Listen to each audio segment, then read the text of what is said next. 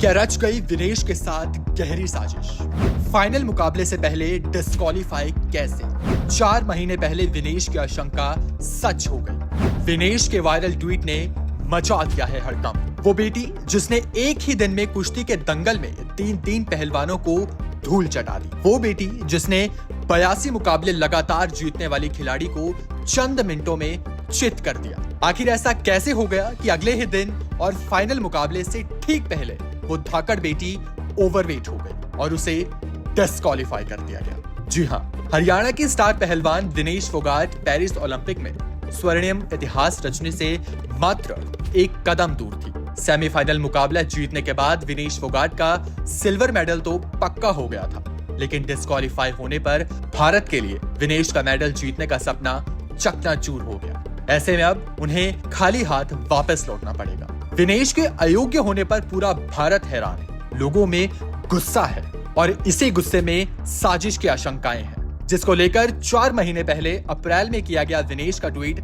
Social media पर viral हो रहा है। और इस ट्वीट को जो भी पढ़ रहा है उसकी आंखें खुली की खुली रह गई हैं। बीते 12 अप्रैल को सुबह 10:24 पर विनेश फोगाट ने सोशल मीडिया प्लेटफॉर्म एक्स पर ट्वीट करते हुए क्या कुछ लिखा था, क्या आशंकाएं जताई थी, चलिए बताते हैं।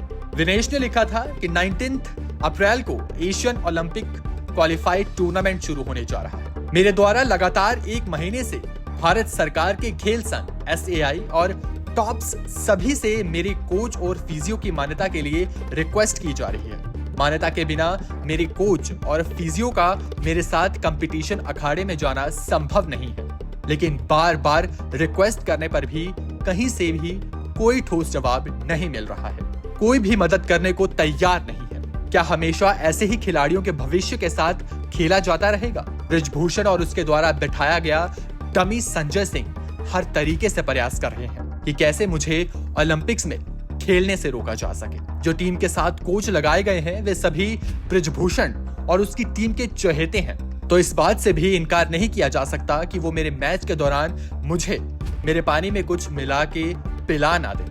अगर मैं ऐसा कहूं कि मुझे टॉप में फंसाने की साजिश हो सकती है तो गलत नहीं होगा। हमें मानसिक रूप से प्रताड़ित करने की कोई कसर नहीं छोड़ी जा रही। इतने महत्वपूर्ण कंपटीशन से पहले हमारे साथ ऐसा मानसिक टॉर्चर कहां तक जायज है? क्या देश के लिए खेलने जाने से पहले भी हमारे साथ राजनीति ही होगी क्योंकि हमने सेक्सुअल हरासमेंट के खिलाफ आवाज उठाई?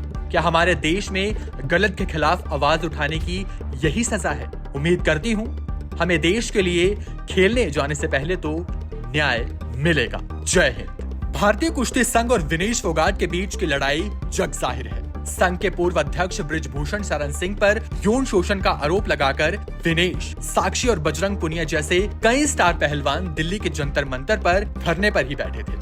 सड़कों पर उतरकर प्रदर्शन किए, अपने मेडल तक वापस लौटा दिए। यहाँ तक कि साक्षी मलिक ने तो कुश्ती से ही संन्यास ले लिया। ऐसे में आज पेरिस ओलंपिक में जब विनेश फोगाट के डिस्क्वालीफाई होने की खबर सामने आई तो कई तरह के सवाल उठने लगे, कई तरह की बातें होने लगी। सत्ता पक्ष के नेता विनेश के अयोग्य होने पर मायूसी जता रहे हैं, विनेश को ढांढस बंधा रहे हैं। वहीं विपक्षी दलों के नेता इस पूरे घटनाक्रम में बड़ी और गहरी साजिश के आरोप लगा रहे हैं और भारत सरकार से फौरन हस्तक्षेप कर पूरे मामले की जांच की मांग कर रहे हैं। हालांकि इस पूरे घटनाक्रम को लेकर अभी तक विनेश और उनके कोच समेत फिजियो की कोई आधिकारिक प्रतिक्रिया सामने नहीं आई। ऐसे में सवाल यही है कि क्या विनेश की आशंका सच हो गई? Bureau report, Punjab Kesari TV. हमसे जुड़े रहने के लिए हमारे YouTube चैनल को सब्सक्राइब करें और नई वीडियो की नोटिफिकेशन के लिए बेल आइकॉन को दबाएं। अगर आप ये वीडियो Facebook पर देख रहे हैं तो लाइक जरूर करें और ज्यादा से ज्यादा शेयर करें। धन्यवाद।